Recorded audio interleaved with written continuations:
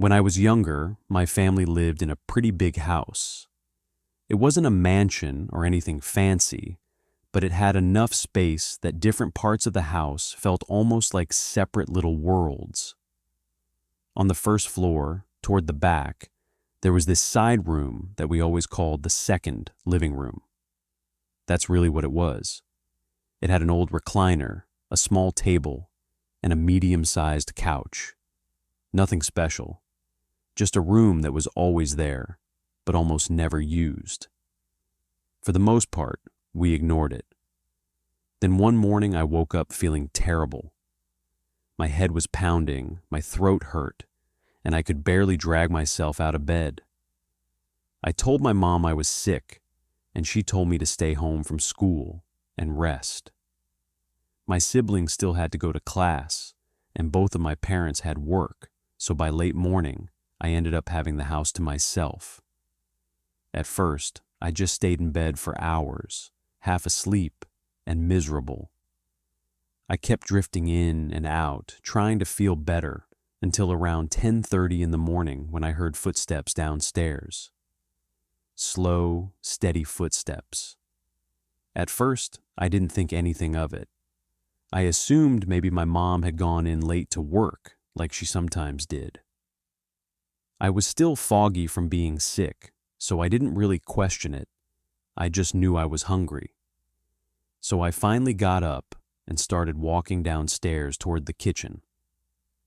I only made it a few feet in front of the walk-in doorway when everything in me stopped. Standing there in my kitchen was not my mom. It was a man. A tall man, probably around 6 feet, wearing torn, ragged clothes that looked dirty and worn out. The second I saw him, I froze completely. I couldn't move. I couldn't speak. I just stood there staring at him, and he stared right back at me. Neither of us said a word, no emotion, no expression, nothing. Just that awful silence. Those few seconds felt endless. It honestly felt like time had stopped. My brain couldn't make sense of what I was looking at. I wasn't even fully processing fear yet. I was just shocked, completely stunned by the fact that some stranger was standing in my kitchen like he belonged there. Then finally, my body reacted. I snapped out of it and ran. I bolted back upstairs so fast I barely remember touching the steps. I didn't hear him following me, but I wasn't about to stay and find out. The second I got to my bedroom, I shut the door, locked it, and shoved a dresser in front of it just to be safe. Then I grabbed my phone. And instead of calling 911 like I should have, I called my mom first. I was yelling into the phone, screaming that someone was in the house and that he was going to kill me. My mom's voice changed immediately. She told me not to leave my room for any reason and to call the police right away. So that's what I did. 15 minutes later, the police finally arrived. From my bedroom window, I could see them come into the house. That was the first time I felt like I could breathe again.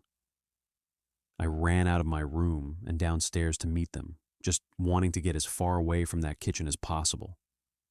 I told them everything, every detail I could remember. They searched the whole house, but they found nothing. No person, no broken window, no forced door, nothing. Not long after that, my parents came home, and they were furious that whoever it was hadn't been caught. I was angry too, but underneath all that anger was something else. Relief. Pure relief that I was still alive. The police were getting ready to leave when one of the last officers on his way out noticed something strange. A Walmart bag was sticking out from under the couch in that side room. The room nobody ever used. The room with the old recliner, the little table, and the couch. They pulled the bag out, and what they found under there was disgusting. There were hundreds of trash bags, old rotten food, and personal items scattered underneath the couch. Things like wipes, water bottles, and even a bag of piss. That was when it hit us. Whoever that man in the kitchen had been, he had been living under that couch for weeks. Weeks. I still can't understand how none of us smelled anything. The garbage, the rot, all of it had apparently been building up under there the entire time. And the worst part was that he had never made a sound. No creaking, no movement, nothing that gave him away. It still bothers me to this day. Since then, we completely cleaned out that room and turned it into a breakfast nook with wooden chairs. Nobody wanted that space left the same after what happened. After all, we didn't exactly want a hidden sleeping spot in our house again. I'm leaving for college in a few months, so I won't have to live with that memory every day for much longer. But even now, I still think about that morning whenever I wake up coughing, or whenever the house feels too quiet. And then there was another time. This one happened years ago too, probably more than 10 years back. I was in the later years of high school, and once again, I was home alone. My parents' hall had gone to a wedding and had to stay overnight at a hotel.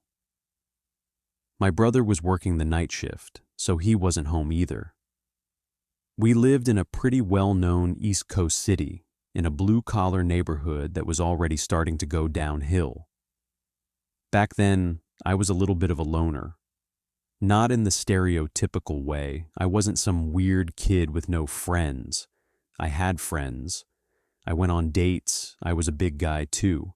But deep down, I've always been an introvert, so I really valued those rare moments when I got the house to myself. That weekend, I was excited.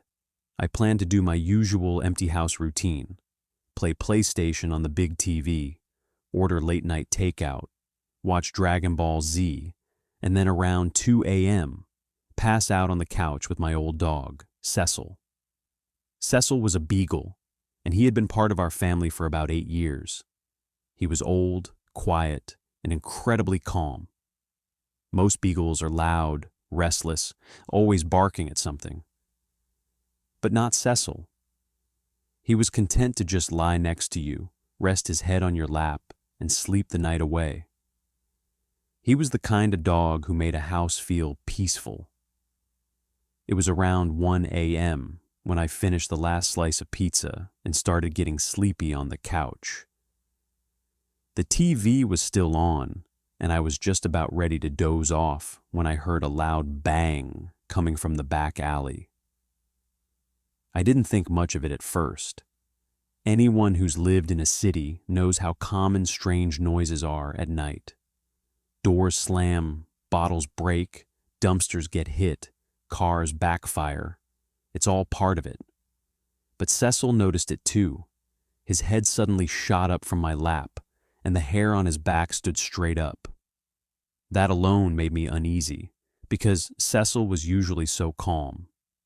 He was skittish sometimes, sure, but he'd never reacted like that before. I tried to settle him down and relax again.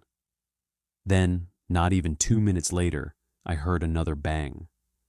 And this time, Cecil lost it. He jumped off the couch and tore across the house toward the basement door, barking and growling like a dog twice his size. I had never seen him act like that in my life. The way he moved, the look in his eyes, it was like he was a completely different animal.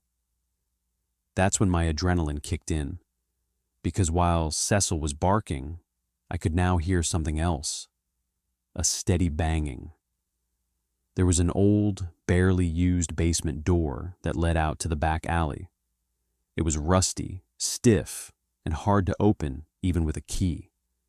It also made a lot of noise. And suddenly, I realized exactly what was happening. Someone was trying to break into the house through the basement. If you've ever lived in a bad neighborhood, you know something important. If a person tries a door, finds it locked, and leaves, then they probably only want your stuff. But if they keep trying, if they don't back off when they realize they can't get in, then they want something more than your things. They want you. That thought sent a wave of panic through me. I ran upstairs immediately and grabbed the heavy wooden baseball bat I kept under my bed for situations exactly like this. Then I headed back down toward the basement. I probably should have run out of the house. I know that now. But I was a stupid, arrogant teenager with a huge ego, and for some reason, I thought I could handle it. I told myself I was tough. I told myself I had this under control. Plus, I had nowhere else to go in that moment. As I started down the stairs, Cecil suddenly shot past me with unbelievable speed. He moved like he was 20 pounds lighter and 10 years younger. Then, right as he reached the bottom, I heard a man's voice from the other side of the door.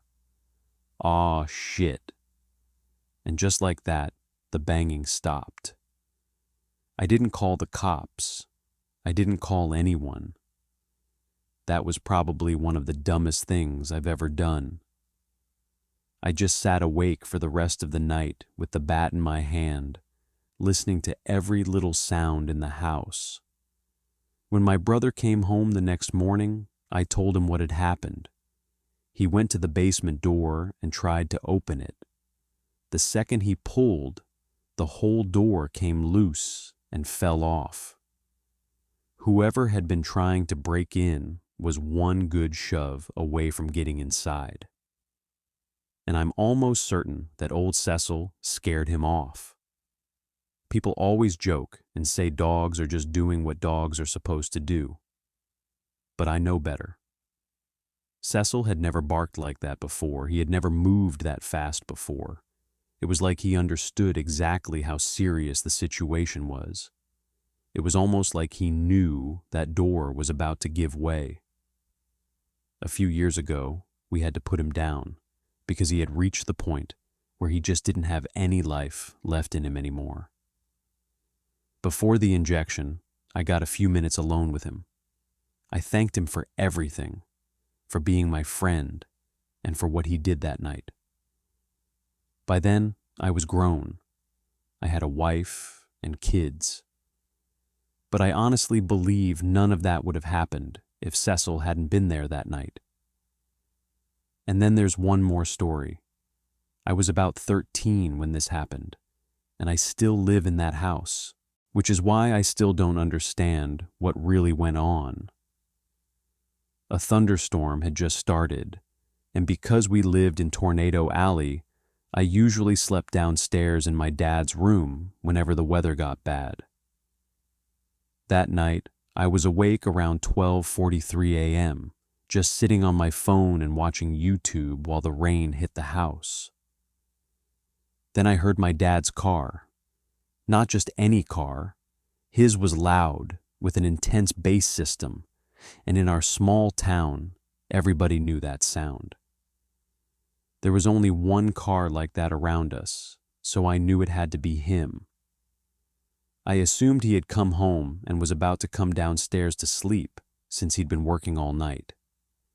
So I gathered my stuff and sat at the edge of the bed, waiting. After a few minutes, I got up and walked to the window facing the driveway. From there, I could see the whole driveway clearly. If a car was there, I would have seen it. But there was no car. Nothing. At first, I thought maybe I had mixed it up with a vehicle passing on the highway nearby. I also remembered my dad had said he might not be home until around 2 a.m., so I went back and sat down again. But almost immediately, I realized something strange. The bass sound never left. It still felt like the car was there, even though the driveway was empty. That spooked me, but I tried to brush it off. People park in weird places all the time, right? A few minutes later, I heard my dad cough from the garage. At first, I felt relieved. I figured he had finally gotten home. But then I remembered something that made my stomach turn. I never heard the garage door open. Now I was really scared. I didn't want to look out the window again, so I just sat there and waited.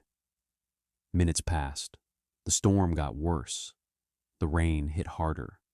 Thunder cracked louder. Lightning flashed so brightly it lit up the whole room. Then I heard my dad's voice. He called my name, softly. At that exact moment, I knew something was wrong. There was someone in the house, or something. I froze completely and just listened. I turned to look at my dog, and even he looked confused, like he hadn't heard anything at all. I slowly sat back down and stayed as still and quiet as I possibly could until I eventually passed out from exhaustion. When I woke up at 4 a.m., I ran straight to the window. This time, I saw my dad's car in the driveway.